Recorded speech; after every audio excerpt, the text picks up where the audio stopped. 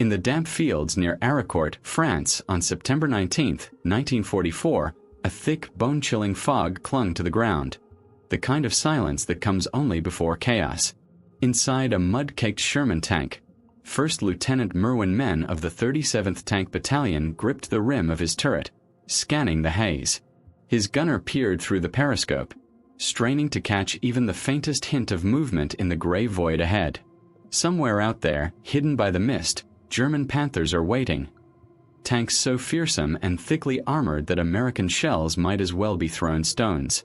What Men and his crew don't yet realize is that nestled among their regular ammunition lie 6 rounds unlike any they've ever fired before. 6 M93 high-velocity armor-piercing shells. They called them HVAP, rounds tipped with tungsten cores strong enough to slice through even the toughest German steel. Those 6 shells would change everything about how the Sherman fought. And in that fog-shrouded French battlefield, they'd prove once and for all that American tanks, long mocked as Ronson lighters, could stand toe-to-toe with Germany's deadliest machines, and win. But to understand how those 6 rounds ended up in Men's turret, we have to rewind several months. Not to the front lines, but to the testing grounds and laboratories scattered across the United States. There, engineers and metallurgists were locked in a desperate race against time to solve one grim problem. America's main battle tank was falling behind. By early 1944, the uncomfortable truth was undeniable. The M4 Sherman, the backbone of the U.S. Armored Force, was outclassed. Its 75mm gun, reliable but modest, simply couldn't penetrate the new German designs. Not even point blank. When Allied forces stormed Normandy, American tankers expected to battle Panzer IVs. Instead, they met the Panther. Sleek, deadly, and devastating. With its long-barreled 75mm cannon, sharply sloped armor, and effective frontal thickness of nearly 140mm, it was a nightmare. The results were brutal. Sherman shells ricocheted harmlessly off the Panther's fronts, while German guns could tear through a Sherman from over a mile away. By July 1944, word of these one-sided duels reached Eisenhower's headquarters.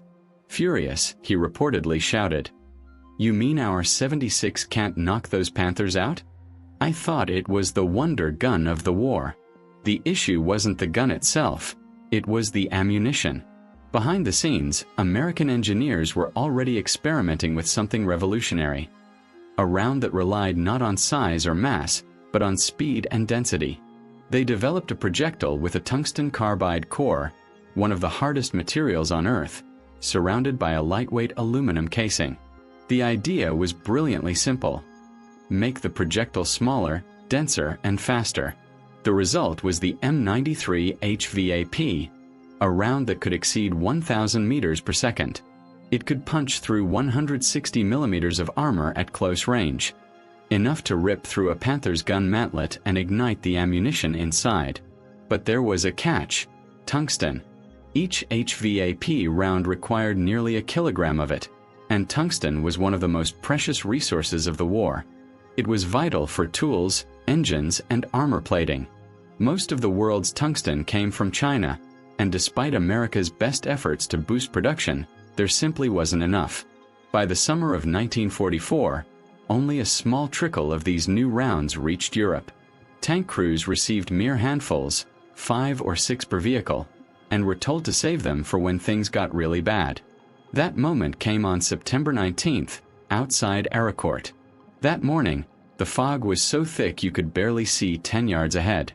German tanks from the 113th Panzer Brigade, brand new Panthers straight from the factory, were advancing in column. Their crews were young, confident, and completely unaware that American tanks lay hidden in the mist ahead. Captain Kenneth Lameson's C Company of the 37th Tank Battalion had set up a perfect ambush along a road just south of the village. Around 8 a.m., the first Panther emerged from the fog, a dark silhouette in the white haze, its turret sweeping back and forth. It was less than 75 meters away. Lameson's gunner didn't hesitate. The first HVAP round screamed out of the barrel, slamming into the Panther's mantlet dead center. A blinding flash, then a roar. The tungsten core punched through the armor, setting off the ammo inside. The turret rocked upward, then collapsed sideways as flames burst from every hatch.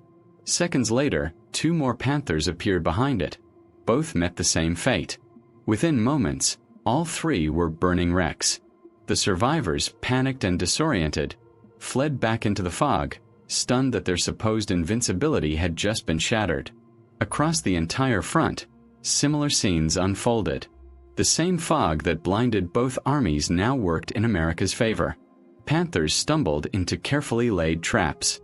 Sherman crews, emboldened by their new ammunition, held their fire until they could clearly see the faint outline of a German tank, then unleashed their HVAP rounds at point-blank range. The psychological effect was immediate and devastating. Panther crews, long convinced their armor made them untouchable, now realized that death could come from the very tanks they once mocked. The tide of armored warfare was beginning to turn, one tungsten-tipped shell at a time. With their once invincible mantlets now suddenly vulnerable, German confidence crumbled into fear. By noon, frantic messages were already pouring into headquarters. The Americans have new ammunition. They can pierce our armor. The tide of battle was shifting. As the fog began to thin, American artillery roared to life, and the skies filled with the unmistakable thunder of P-47 fighter bombers diving from above. Once visibility cleared, the German formations, already disorganized and blind, were ruthlessly pounded from the air. The Panthers, cut off and stripped of proper reconnaissance or infantry cover, were hunted down piece by coordinated attacks. When the Battle of Aricourt finally ended 10 days later, the outcome was nothing short of stunning. American forces had destroyed or disabled 86 German tanks and assault guns, while losing just 25 Shermans and 7 tank destroyers. Against supposedly superior machines, the U.S. had achieved a kill ratio of better than 3-to-1. But the victory meant more than numbers. It marked a turning point in morale. American tank crews now knew that, with smart tactics and a few precious HVAP rounds, they could face the dreaded Panthers head-on and live to tell the tale. And that confidence was everything. A crew that believes it can win fights harder, faster, smarter. Yet, as every soldier learned, that power came with limits. The tungsten core that made HVAP so deadly up close was also brittle. At long ranges, beyond 1,000 meters, it could shatter on impact. Crews quickly adapted, holding their fire until they could close the distance. They learned to aim not just at the thick frontal plates, but at weak spots, the mantlet, turret joints, or the thinner side armor. HVAP wasn't a magic bullet, but it was close enough to feel like one. And psychologically, it was transformative. The mighty Panther was no longer an untouchable monster. It was just another target. Dangerous, yes, but no longer invincible. That shift in mindset mattered more than any statistic. When Germany launched its desperate counterattack in the Ardennes that December, the Battle of the Bulge, Sherman crews clung to that hard-won belief. Even as snow fell and supplies dwindled, those few tungsten rounds gave them hope. In freezing forests and narrow mountain roads, they used every ounce of experience they'd earned at Aricourt. Flanking, coordinating artillery, calling in thunderbolts from above, even using bazookas in close quarters. The fighting was brutal, but by the end, the back of the German armored force had been irreparably broken. By early 1945, the tables had completely turned. German factories lay in ruins. Tungsten supplies had run dry. Fuel was scarce, and once proud Panther tanks sat abandoned in the mud, empty and powerless. After the war, Allied engineers studied the HVAP rounds that had quietly reshaped the balance of armor combat. They found that while the shells struggled against sharply sloped plates like the Panther's glacis, they had done exactly what they were designed to do: give the Sherman a fighting chance. The story didn't end there. In 1950, as war erupted in Korea, the old Shermans, still equipped with their 76mm guns, rolled into battle again, this time with an abundance of HVAP ammunition. Facing Soviet-built T-34 divided by 85s, American crews tore through enemy armor with ease. What had been a rare, game-changing advantage in Europe had become standard issue, and devastatingly effective. For the veterans who had fought at Aricourt, it was a bittersweet vindication. They knew firsthand how much difference those 6 tungsten rounds per tank had made, and couldn't help but wonder what might have changed had there been more of them earlier in France. But Aricourt's legacy stretched far beyond that single foggy battlefield. It reshaped how nations thought about tanks, technology, and the future of mechanized warfare. Lieutenant Colonel Creighton Abrams, who commanded the 37th Tank Battalion during the battle, would later become U.S. Army Chief of Staff, and the M1 Abrams main battle tank would proudly bear his name. Its gun, its ammunition, and its doctrine all traced their roots back to the lessons of Aricourt: mobility, teamwork, and the right ammunition for the right fight. The German veterans who lived to tell the tale drew their own conclusions. They had seen firsthand what happens when technical brilliance collides with industrial exhaustion. The Panther, sleek, deadly, and precise, was a masterpiece of engineering. But it was a masterpiece Germany simply couldn't afford to build in numbers that could change the outcome of the war. The Americans understood something different. They didn't chase perfection. They built for victory. Reliability, simplicity, and the sheer power of mass production. And nothing captured that philosophy better than HVAP, the high-velocity armor-piercing round. Because on that fog-drenched morning in September 1944, when Lieutenant Men's Sherman tank fired its first tungsten shell, it wasn't just another tank duel.